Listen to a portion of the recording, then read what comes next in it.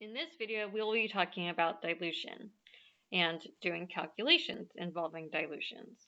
The learning objective for this video is to calculate concentrations of solutions that involve molarity. So we can lower the molarity of a solution by adding additional solvent. That will change the volume of the solution, but it will not change anything to do with the amount of solute that there was, which is the numerator. And so the numerator for molarity stays the same. The denominator, the volume of the solution, gets bigger, which brings down the overall molarity. And so in this picture here, we see that there's a very small volume down at the bottom of the flask, and so it's an intense orange color because all the particles are fairly close together. Then we add additional solvent, and so now those solute particles are farther apart because there's more solvent particles between them. And so the orange color is not as intense as it was before. And so the molarity has gone down. We can solve for the new molarity using this handy-dandy molarity dilution equation. And so this works for molarity, but it also works for other concentration units. I have it written for M for molarity, but as long as your denominator is volume of solution, then this equation will work.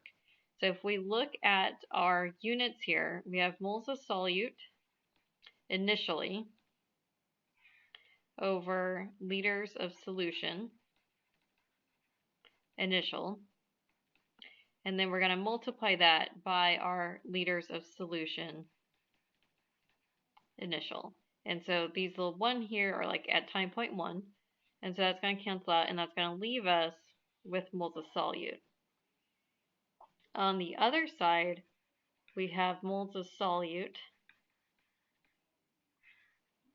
and we have our liters of solution at time 2, or our final liters of solution, and then we're going to multiply that by our liters of solution final. And so this is essentially telling us that our moles of solute to begin with are equal to our moles of solute finally. And that is true because we are not doing anything to change the moles of solute. Let's do an example problem of using this dilution equation. This reads a 25 milliliter aliquot of a 1.800 molar copper nitrite solution was diluted to 100 milliliters. What is the molarity of the final solution? So if I try to match up my initial volumes, so it does say diluted.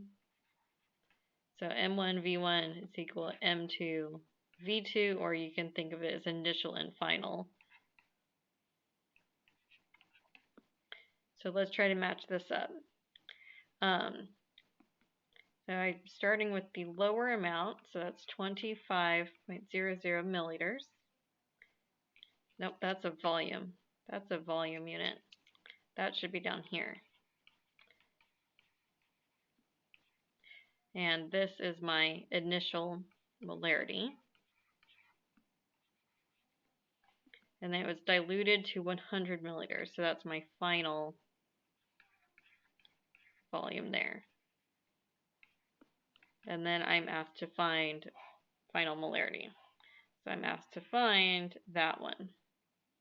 So since it's being multiplied by volume 2 here, the final volume, I can divide both sides by V2 in order to move it over to the other side of the equation.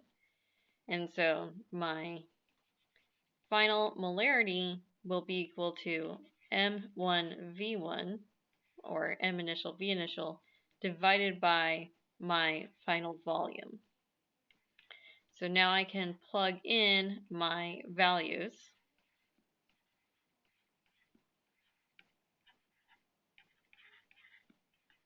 And as long as your volume units match on both sides of the equation, they will cancel out. And so you don't really have to worry about going from milliliters into liters and then back into milliliters, because you can see here that the milliliters cancel out. And then you're left with molarity as a final unit.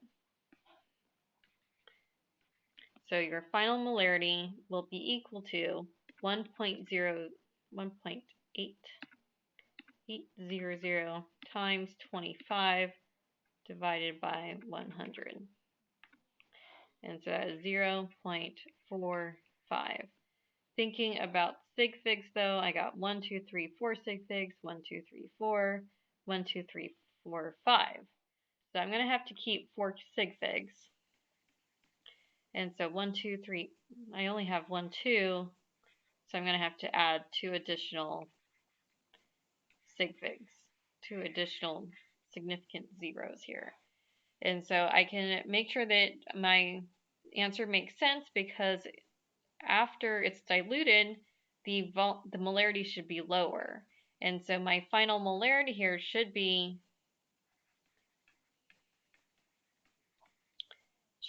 less than 1.800 molar, and it is. And so I think we're good.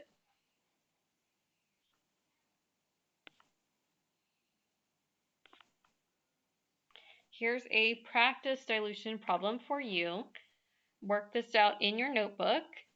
It reads, what volume of 12 molar potassium chloride solution is needed to make 5.00 liters of 1.50 molar potassium chloride solution?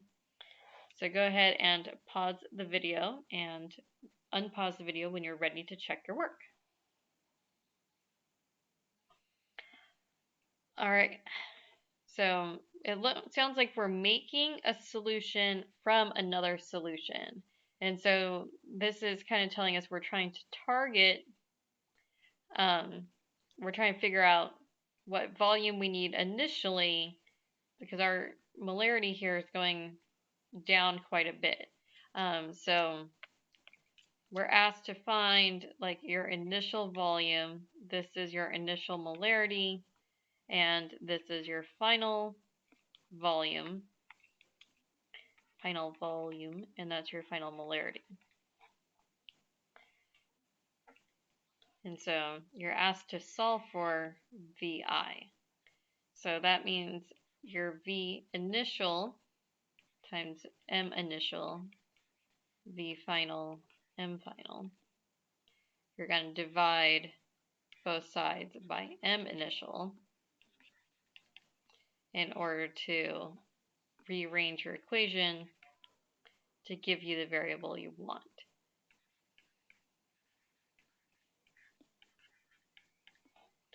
So your initial volume should be 5.00 liters times 1.5 molar, 1.50 molar divided by 12.0 molar. The molars cancel out, leave you with liters. And so that's 5.00 times 1.50 not divided by there, it's already divided by, gotta type down there. And so you would need 0.625 liters. I know my final answer is in liters because the only unit left is liters. We can also do a conceptual double check here. Since we are starting with a more concentrated solution, just from here we know that we had 5 liters of the less concentrated solution. So since this is more concentrated, we know that this should be less than 5.00 liters, and it is. So always good to kind of double check that your work makes sense conceptually as well.